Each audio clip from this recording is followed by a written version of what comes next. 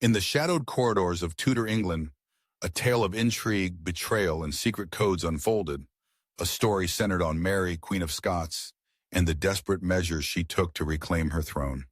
Imprisoned by her cousin, Queen Elizabeth I, Mary found herself at the heart of a high-stakes game, where every word, every message, could tip the balance between life and death. Mary Stuart's life had been marked by turbulence. Once the young Queen of Scotland, she had been forced to abdicate, fleeing her homeland for what she hoped would be sanctuary in England. Instead, she became a prisoner, a living threat to Elizabeth's rule. Her claim to the English throne, supported by many Catholic loyalists, made her a beacon for rebellion, an unwelcome guest who could not be set free, yet whose imprisonment was never truly secure. Within the cold stone walls of her confinement, Mary's spirit did not waver. She became the focal point of Catholic plots against Elizabeth, her supporters determined to see her crowned. Yet, how could a queen stripped of her freedom communicate with allies beyond her prison walls? The answer lay in cunning and the art of secret writing. Mary's correspondences were smuggled in the most unlikely of vessels, beer barrels. Each barrel destined for her household appeared harmless, but hidden in the waterproof bungs, the stoppers sealing the barrels, were tiny, rolled-up letters written in cipher. These coded messages passed through the hands of trusted servants and sympathizers, crossing the threshold of her captivity undetected. It was a dangerous game, for if discovered, the penalty was death. The ciphers themselves were intricate, designed to keep prying eyes from uncovering the truth.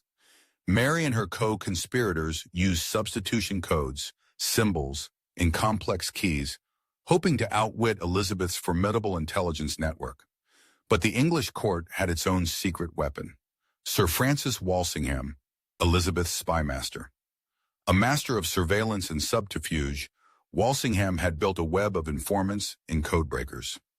His agents watched, listened, and intercepted. It was Walsingham's men who first grew suspicious of the beer barrels entering Mary's quarters.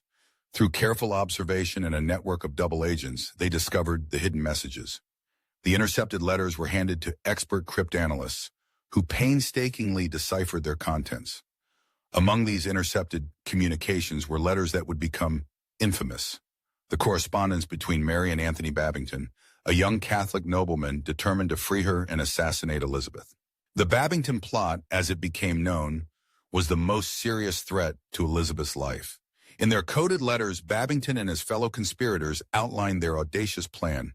Elizabeth would be killed, and Mary would ascend to the throne. Unbeknownst to them, every word they wrote was being read by Walsingham and his team. The trap was set.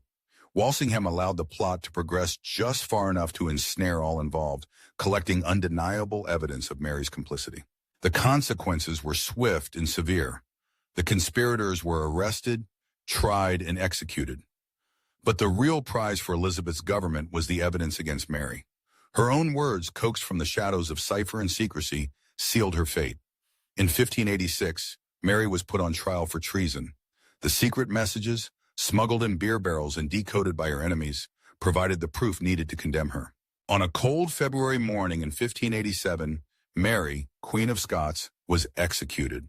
Her death marked the end of a dangerous rivalry, but her story endures, a testament to the perilous dance of espionage, the ingenuity of desperate hearts, and the enduring power of secrets whispered in the dark.